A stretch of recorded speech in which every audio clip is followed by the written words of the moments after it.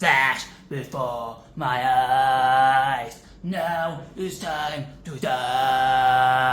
Vernier Scalloper.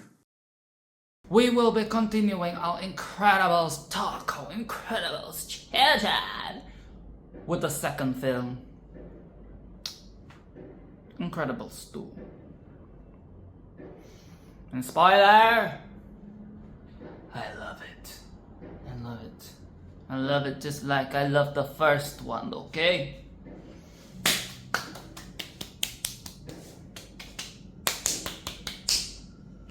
That is right. Yes. Yes, Wazowski, yes. Now the start of the film. I thought we were going to get a fresh start, but no. That is not what we're going to get. We're going to get a continuation, a direct sequel of the first film. This is not 10 years later, this is not 20 years later. This is not, oh, the kids have grown up and now they have their own families and their own problems and their own sexual tension.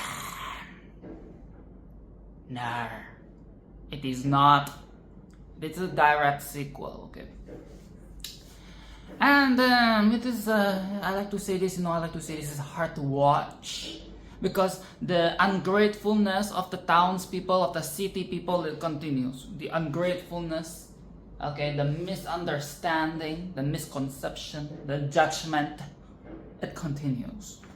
Okay, the heroes, it is still not legal. It is still illegal. Okay, it actually is 犯法.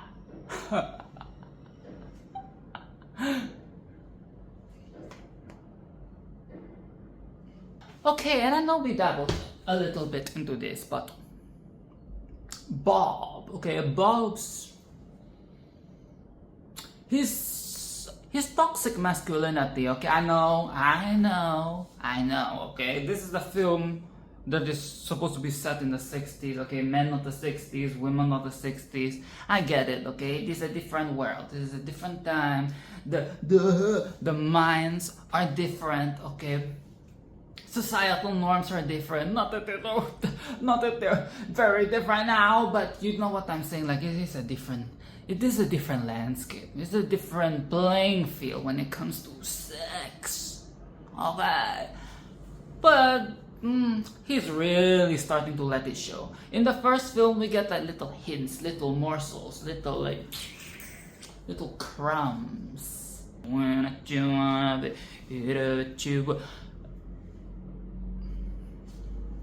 But now, we get the full course meal of Bob's insecurity. Alright? Insecurity as the man, as the breadwinner of the family. Why can't Elastigirl be the breadwinner? Okay? Why can't you just take a back seat? Okay? Take a back seat, take care of the children. Be a stay-at-home dad. There is nothing wrong with being a house husband. Okay? There's nothing wrong with being a house husband. Bob, it is fine. Let Elastigirl do what she... And it is very nice to see Elastigirl actually be appreciated and given the credit that she deserves, because she is the cleanest, she is the most mindful, she is not the sloppiest of the superheroes we have here.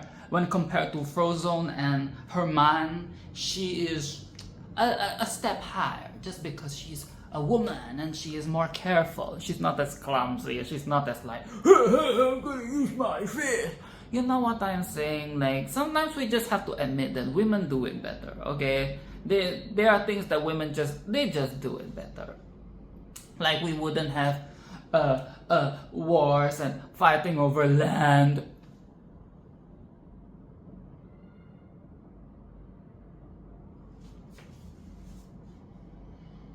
You know, if women were to rule the world, but we're not ready for women to rule the world, because look at this, like the man cannot even be the house husband,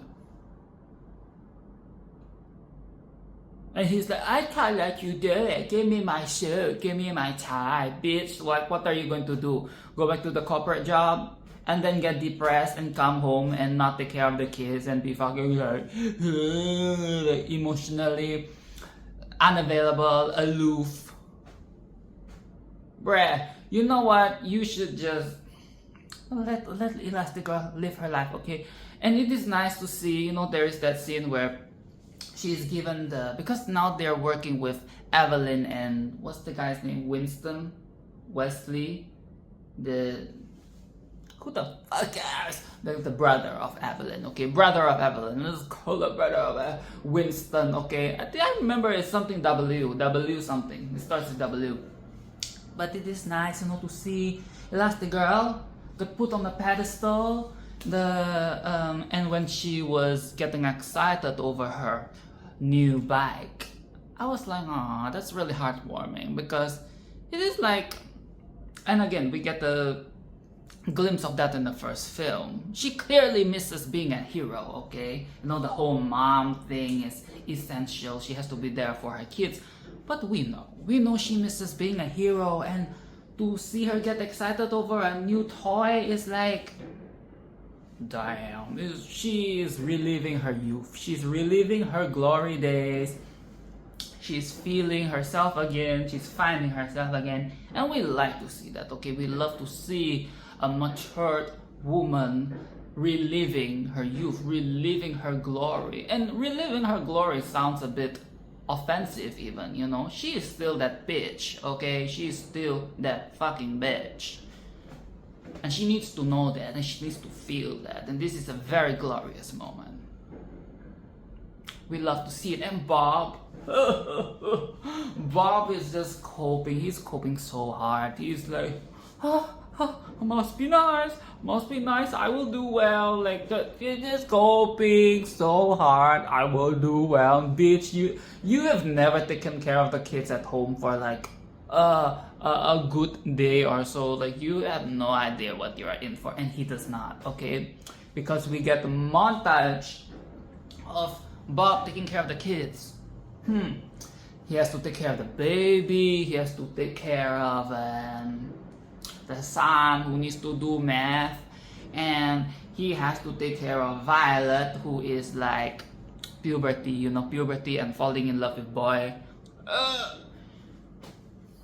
Good luck, okay, good luck. You have 3 different challenges to deal with at home. Thank God they do not have a pet. If they have a pet, Bob is going to himself, okay? And speaking of the children, okay, the baby, Jack, let's talk about Jack. Jack is a fighting, okay? We have a fight scene. Jack is fighting a raccoon. Because in the first film, we get a little glimpse of Jack's powers. We see how he's transforming, fire, demon, teleportation or something. I don't fucking know. But now we see it again in full force as he's fighting this raccoon in the backyard. And Baba, he's falling asleep, you know, very tired, so he does not know that this whole schnazzle is happening as he's asleep. So we get this fight scene. And I really want to see the raccoon get fucked up by Jack, okay? And you know I don't fuck with babies, but these kids, okay, they are cool. And he is like doing all sorts of tricks, fucking around. You know what I think it is? Jack knows what he's capable of, okay? He knows. He fucking knows what he's capable of. Like, he's just trying, you know, to restrain himself. There is definitely restraint. He could totally fuck that raccoon up if he wanted to. He's just fucking with that raccoon. He's like, ho, let's see how you deal with this, and this, and this. I like to see you suffer, you little bitch. Okay, you rodent rat. Let's see how you scurry around. Okay.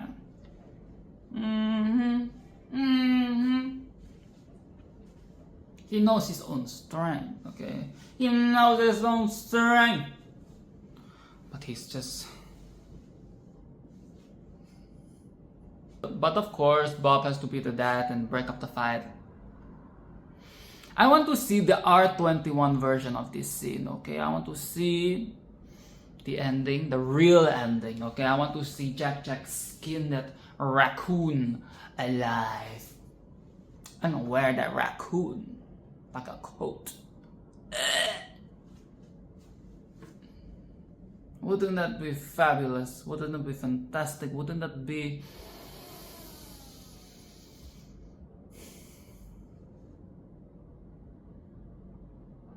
I love it. I love to see it. And that reminds me, there was an earlier scene prior to that, prior to the fight scene, where Jack let out a fart in his diapers, okay? Is that really a fart, or is that supposed to be a poop? Because when we were getting the fight scene, I was thinking to myself, what if this whole time that he was fighting that raccoon, what if this whole time his diapers were full? What if this whole time he was fighting with like poopy diapers, and like the diapers were just like full. This is why I do not I don't fuck with no. If I ever have to babysit, please no. The moment I have to do something that is related to pooping, pooping, like no, we're not doing potty training, okay? You potty train your own kids, okay? You potty train your own kids before you ask me to come and babysit the fucking... No, we're not doing change your diaper and I sing a song, no. The vet, like, Bob, what are you doing? I bet he does not change the diapers. Let's be fucking for real. Bob is not changing no diapers. He's not doing that, okay? He's not doing that. He's not making Violet feel better, and he's... Okay, but he does get his shit together, okay? He does learn a little bit of the mathematics so that he can tutor... what's the name of the kid? Dash, his son. That was nice, okay? Because we can't say that for a lot of parents. Let's be real. A lot of parents would get a tutor or get the child to, get help from the teacher or something. Like, ask your friends. Mommy and Daddy is not going to learn it for you. That is quite commendable. Not all parents would do that. And I'm not saying that all parents should do that, but it is a step that he has chosen to take for his son. But it all falls apart, okay? Because later on we see Bob in a very bad state. He's getting haggard, he's getting tired, he's getting like fat, and he has the beard situation, which honestly I think is a good look, okay? Maybe you need some shaping, but I think it helps with the face, okay? I'm not a fan of the big fucking chin, okay? I know it is the source of the ego, but who the fuck cares? I think that the chin needed some contouring, some shaping, and I think that the beard helps, okay? Yeah, I don't think it's necessarily a bad look for Mr. Bob here. I think it's a bit different from his usual. Makes him look a little bit more grungy, more edgy, like he's a bit different. And I'm starting to notice the formula that works so well with these films is that in both of these films, the family, you're introduced to the family, and you're introduced to the main problem that they're facing within the family, okay, the nuclear family. And one of the parents is taken out of the circle. And the parent goes on to go on their own adventure. They have their own victories and their own struggles outside of their family, which is back at home. Because in the first film, dad is removed and mom has to deal with whatever's at home. But in the second film, it is the other way around. Mom has left to do her hero business, and dad is the one who is staying at home. But at the end of both films, the family comes back together as a full unit to learn that they are better together. We're not doing things separate. We're not, all parents do it, the parents will do it, the adults will do it. No, everybody, we work together as a family. That is when we are the strongest. And I think that message is very, very imminent. It is very prominent, and it's definitely very meaningful.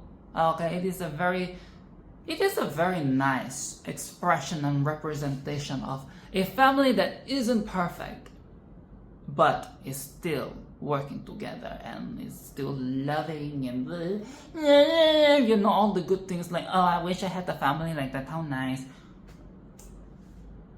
That is what The Incredibles give. I enjoyed the conversation between Evelyn and Elastigirl. It kind of walks that fine line of the pretentious artist talk and a very profound conversation, a very profound discussion about the real things, about the business side of things. Evelyn is giving very, and as an artist myself, I think that it is very relatable. Okay, it is very relatable. We don't necessarily like the business side of things plenty of times, but we have to admit that it is a very important aspect of media, okay, of consumption, sometimes for the better and sometimes for the worst. But we have to admit that it is important, especially in a day and age. In a day and age. Yes, a lot of mature topics for a kids film. But that is again what makes the film good. Because we have things for the children, but we also have things that the adults can grasp and savor and relish. Sorry, I had to. Okay, I had to do that.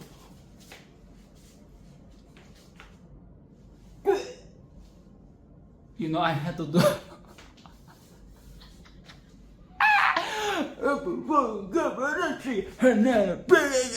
The thing about the mature topics in the films is that they are very portioned well.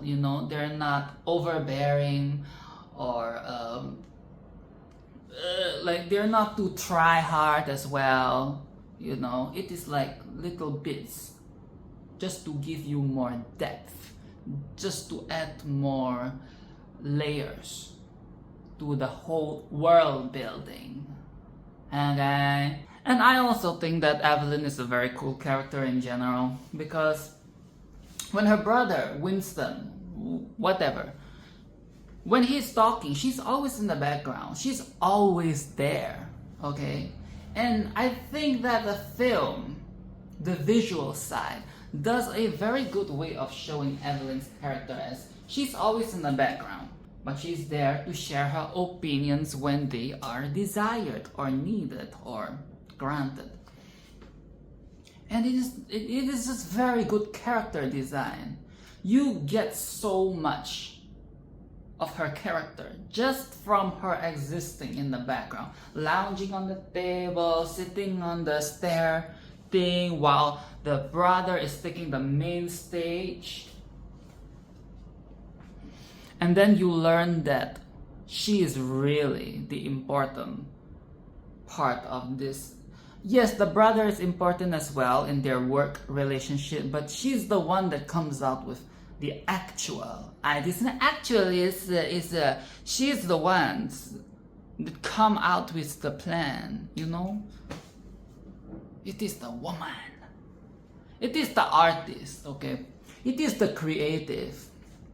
Business is business, yes, but we need the ideas. We need the raw talent. But yes, I really love her character design. That is a very good example of character design that is subtle, okay? It is unassuming, but it is powerful. It is meaningful. It is purposeful.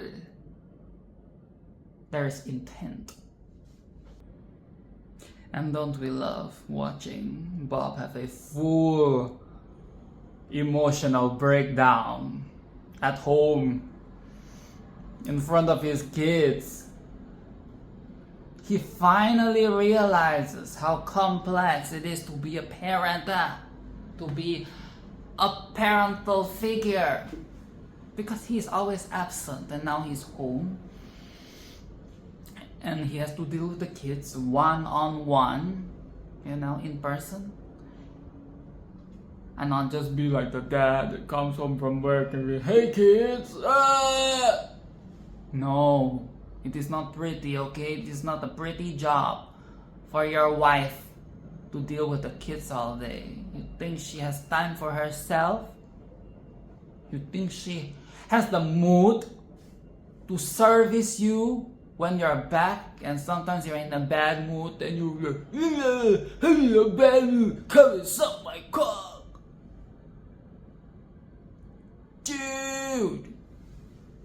No, okay, no. Now you understand. Now you understand, okay? You need to eat that pussy, okay? You need to start eating that pussy good. You need to start treating her like a queen, because now you know. Now you know the pain, okay? Now you know the suffering. Now you know that she has to put up with. Now you know all the challenges that she has to face, that she has to do it herself. So you better eat that pussy right, bitch. Hi, big boy, better get down on your knees and serve and lick and put that tongue to use, or put that chin to use. Now see what you can do with that chin, Bob. Robert, is his name Robert? You know Bob is supposed to be a short for who the fuck cares? But yes, he knows now that it is very hard to be a stay-at-home parent, and it's very it really feeds into his insecurities, you know. It really feeds into his inferiority complex. It really fits into the toxic masculinity. It is like in the Taste music video, you know, like very insecure. That is Bob. Very insecure. Of course Edna's entranced by the baby. She's entranced by the baby, and you know why? I get it. As an artist, I understand Edna, okay? Because on the first thought, you're like, ugh, baby, you want me to babysit this fucking trash baby? This slug, this thing that only feeds and shits and pisses people off and then pisses on itself? Are you fucking crazy? But then she finds out that this kid is not just any other kid. This baby is a marvel. It is flying, it is doing weird shit, and she's entranced. And I get it, okay? When you see a freak of nature, and you see something that is differing from the norm, as an artist, you are inspired. You want to create. You want this thing to live on. Okay, you want.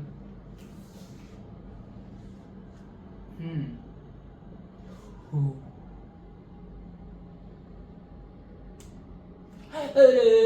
You know, you just want to create. If you know, you know. Okay, if you know, you know. I'm not going to stand here. Yes, I'm standing. I'm not going to stand here and try to explain what it means to be a crazy art fuck. And because she's so inspired by the baby, she's okay with babysitting the baby. She's okay. And in fact, she's going to make a suit for the baby. And it is going to be fabulous, okay, in Edna style. Of course it's going to be fabulous. Are you fucking kidding me? Of course it's going to be fabulous. And fuck my tits, okay? Fuck my tits. Evelyn is evil. I had that thought at one point, like, oh, please do not be evil. That is going to be so disappointing. And she is evil. Of course she's evil. But her brother isn't. Which is, again, very good storytelling. Because now Evelyn's arc, her character arc, it just makes so much more sense, you know, with the parents dying and the parents putting the reliance on superheroes and then failing, and the brother having the same thought as the dad, but she's like blaming the brother. You know what I'm saying? Like, it all makes sense why Evelyn is the way she is. She's disillusioned. She's hurt. She has a trauma. Actually, it's a trauma. Okay, so she is so pressed about how her dad died because he over-relied on heroes. That is her villain origin story, okay? She is a scorned woman. And if we know anything about scorned women, you know, scorned woman villains, we know that they are very powerful. But we should not fuck with them. And isn't Frozen just the coolest uncle to have? Like, he just pops by, you know, when the parents aren't around and the kids need saving, the kids need help, and you know, and he takes lead. He takes lead. It is like natural to him. He's not just an uncle that is here to babysit or take. No, he's going to take lead in the fight. He's going to say, okay, you know what, we're going to do this and we're going to get out of here. We're going to be safe and we're going to go help your parents. But things don't go smoothly, and he gets taken away.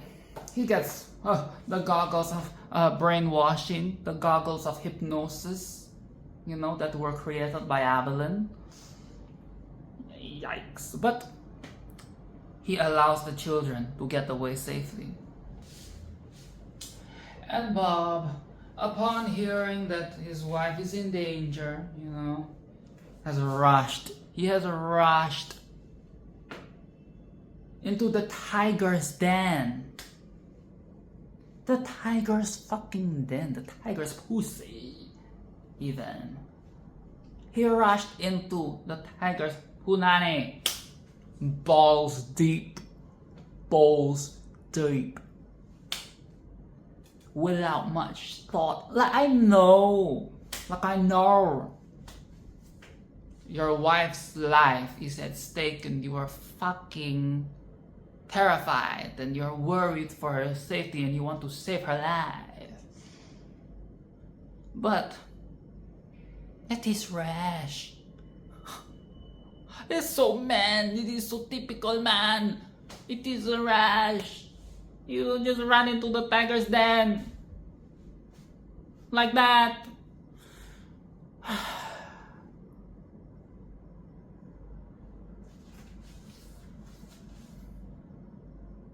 And of course, now he has the goggles on his head as well. So all the adults they're gone. They all are brainwashed. And I had another thought as well about Baby Jack Jack, you know, because now we have this whole revelation that Baby Jack Jack is so fucking powerful. Oh, he's on the future of the Incredibles. I was thinking, I had the thought, like, is Baby Jack Jack going to be the one to pull mommy out of the darkness? And I was right. Okay, he is the one that made Elastic Girl be like,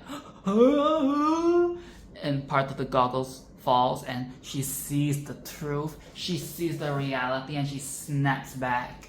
You know, she comes back. And she saves the man. Okay, she saves her man and she saves the other man. And they're all back. You know, the whole ship scene. You know what I'm saying. Like, yes, I know I'm jumping around, okay? If you don't like how I'm jumping around the film, then please don't watch this video. And if you're not familiar, go and watch the film again. Keep up, bitch! And Violet versus Void. Fight scenes are good, but cat fights.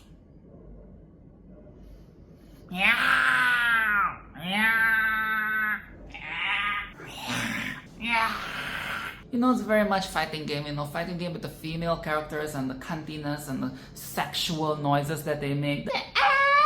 Okay, that is not the song. And Baby Jack Jack is spiraling out of control. Okay. Baby Jack Jack spiraling out of control is what I'm seated for. I want to see the chaos. I want to see the destruction.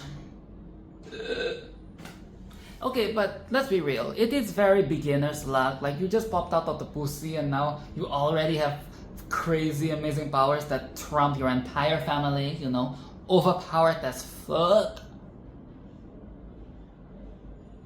But nevertheless, it is cool, and we do want him to succeed. So it may be beginner's luck, but it is still cool as fuck.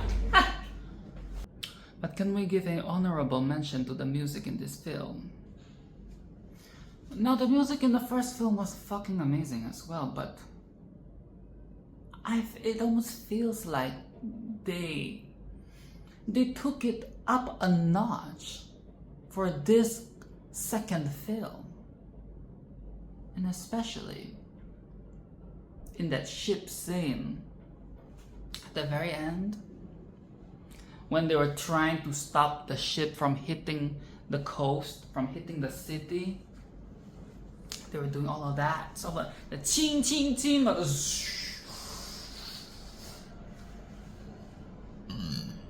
oh, that was, I am so sorry. And the music was like the orchestral hits. It's like tang tang tang tang tang tang tang. You know, like it's just it is fucking epic. It is thrilling. It is engaging. It is high octane. It is adrenaline. It is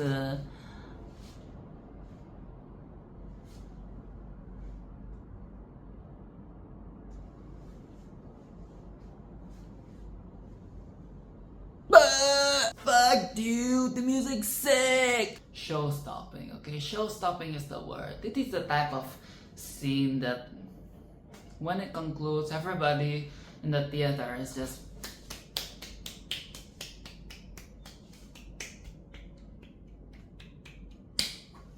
it's good. It's good. It's good. It's good. It's good. Yes, it is good. It's good. No, at the end of the film, the family is fetching Tony. What's the guy's name? Tony? Toby? Tony? Violet's love interest, okay, her boy toy. Boyfriend in the making, who the fuck cares? They're fetching him, and they fetch the boy from what appears to be a mansion.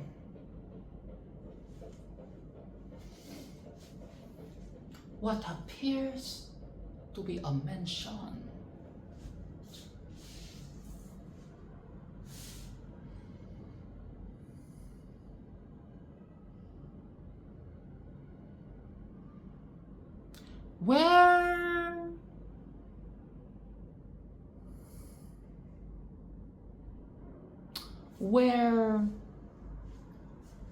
Where exactly can I get some of this wealth, some of this money?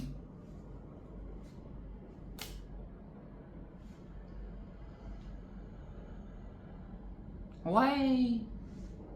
So the rich are just going to get richer.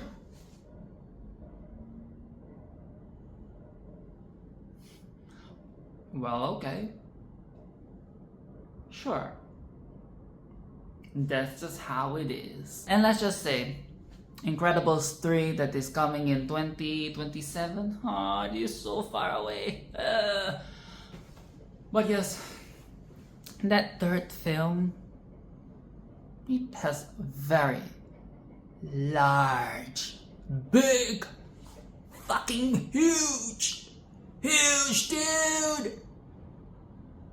It has very big shoes to fill. Big and hard and erect. Yes, just like Bob's chin.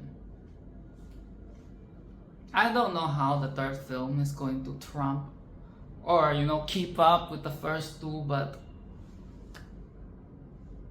we can only hope. We can only wish. We can only pray.